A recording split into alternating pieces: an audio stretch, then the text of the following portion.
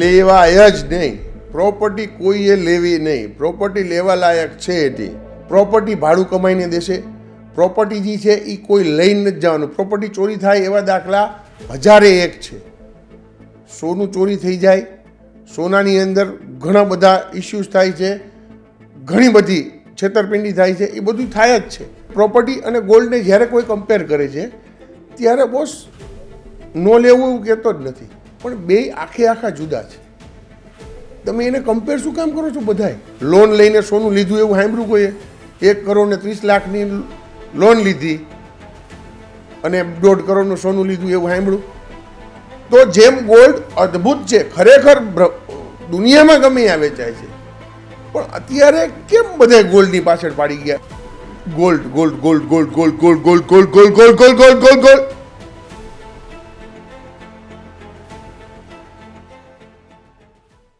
લેવાય જ નહીં. પ્રોપર્ટી કોઈએ લેવી નહીં. પ્રોપર્ટી લેવા લાયક છે નહીં. આખા બ્રહ્માંડમાં સાંભળી લેજો, આખા બ્રહ્માંડમાં કોઈ એક વસ્તુ લેવા જેવી હોય તો એ છે ગોલ્ડ. કેમ બોસ? ગોલ્ડ તમને ખબર છે કેવું અદ્ભુત? એની ડેમ ગમે એ કન્ટ્રીમાં જાઓ, હું હજી નથી ગયો ચાંદ ઉપર કે મંગળ ઉપર કે ક્યાં, કદાચ ત્યાંય વેચાઈ જતું હશે, પણ ગોલ્ડ ગમે ત્યાં વેચાઈ જાય. ઇલોન મસ્કને વેચવું હોય તો એ લઈ લે, ભાઈ 2 કિલો પડ્યું છે મળી જાય. ટ્રમ્પે લઈ લે, ચાઇનાએ લે, રશિયા બધાય લઈ લે.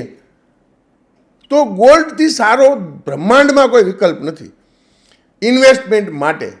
અને આ હું જાગતા મારી સર્વ ઓલી આમ નસો જે છે એ સહિત કહું છું, અને એમાં કાંઈ ખોટી વાત નથી. પણ ભાઈ બીજી એક વાત એ કહી દઉં,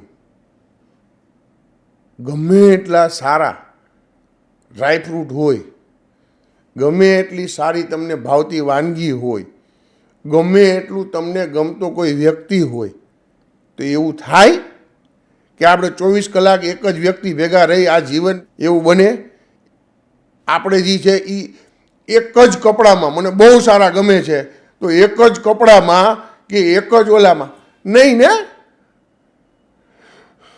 તો જેમ ગોલ્ડ અદ્ભુત છે, ખરેખર દુનિયામાં ગમે ત્યાં વેચાય છે, પણ અત્યારે કેમ બધા ગોલ્ડની પાછળ પડી ગયા તમને ખબર છે? કેમ કે આપણે અહીંયા વેચાય શું છે એ ખબર તમને? આપણે ત્યાં ક્યારેય પ્રોડક્ટ કે રિક્વાયરમેન્ટ નથી વેચાતી, ઇમોશન વેચાય છે. 1 કિલો ગોલ્ડની કિંમત આજની તારીખે 1 કરોડ 30 લાખ રૂપિયા થાય. કેટલાએ લીધું છે? જે દિવસે 500 રૂપિયામાં તોલો મળતું હતું ત્યારે મારા લગ્ન હતા ત્યારે 5000માં મળતું હતું. મેં નહોતું લીધું કિલો, કોઈ પાસે નહોતું. ગોલ્ડ લઈ પણ લઈએ હાલો, બધાએ કીધું એમ, પણ ગોલ્ડ સાચવી કેટલા શીખ્યા બોસ? તમને ખબર છે જી જેટલું તરલ છે ને, ગોલ્ડની સૌથી મોટી નબળાઈ છે કે ફટ કરીને વેચાઈ જાય છે. 10માંથી 4 લોકો એવા નીકળશે કે એની પ્રોપર્ટી ફટાક કરીને ન વેચાણી ને એટલે આજે પડી છે. એટલે જે એને 10 લાખમાં કાઢવી હતી આજે 1.5 કરોડ 2 કરોડ 2.5 કરોડમાં પડી છે. એ 10 લાખમાં તે દિવસે ગોલ્ડની જેમ વેચાઈ ગયા હોત ને ભૂત થઈ ગયા હોત.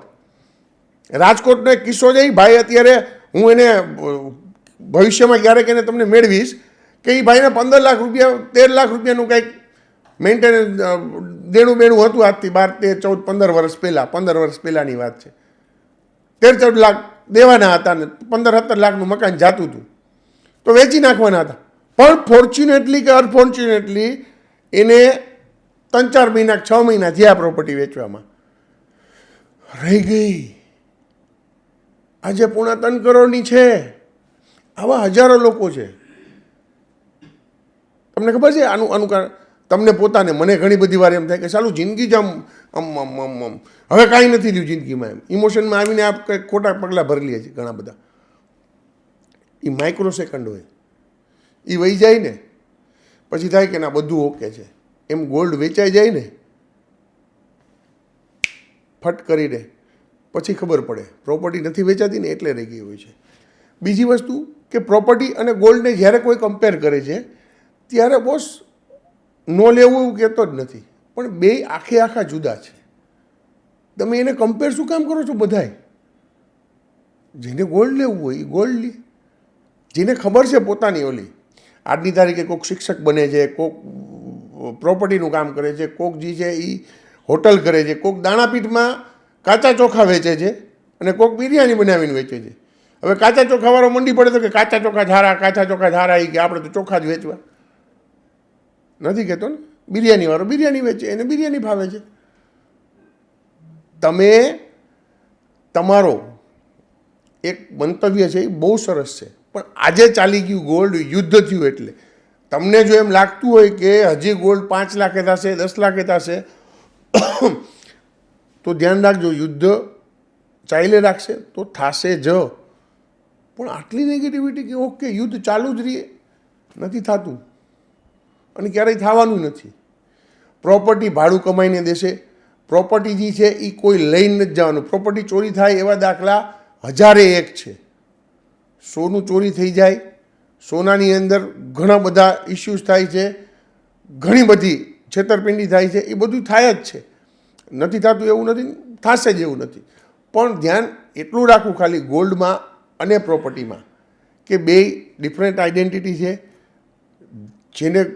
જેને લિવરેજ લઈને લોન લઈને સોનું લીધું એવું સાંભળ્યું કોઈએ? 1 કરોડ ને 30 લાખની લોન લીધી અને 1.5 કરોડનું સોનું લીધું એવું સાંભળ્યું? દીએ કોઈ? શેર બજારમાં એવું થાય છે. લિવરેજનો બેનિફિટ પ્રોપર્ટીમાં જ લઈ શકાય છે બધી જગ્યાએ. જો એવું ના હોય તો તમને 7% લોન દેવાવાળી બેંક એ પોતે ગોલ્ડ કેમ ભેગું નથી કરી લેતી?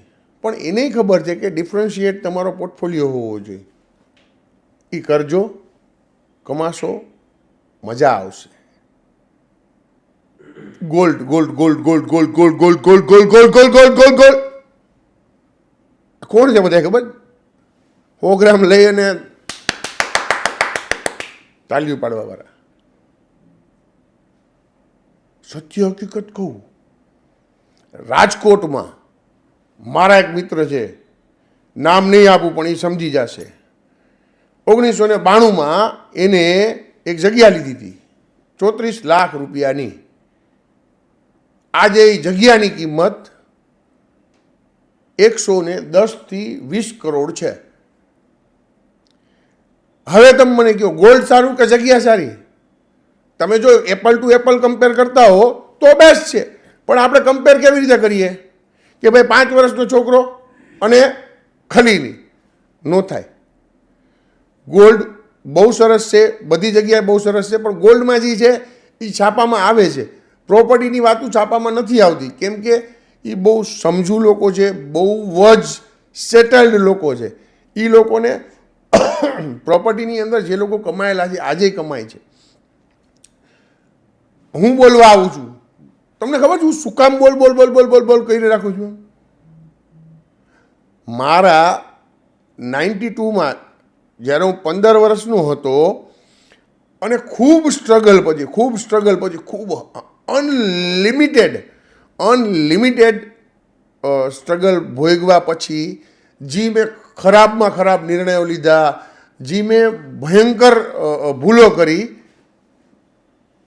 એ બધી બાકી બધાય ના કરે. આ 15 વર્ષમાં જેટલા લોકોને મેં દુઃખી થતા જોયા કે નથી થતું, પ્રોપર્ટી નથી થઈ. શું કામ? તો કે ભાઈ એક ટાઈમે એને એમ લાગતું હતું કે આ એરિયા બરોબર નથી, બીજા ટાઈમે એને એમ થાય છે કે હવે ભાવ બરોબર નથી, હવે એને એ એરિયામાં જ લેવું છે. ફરી ગયું.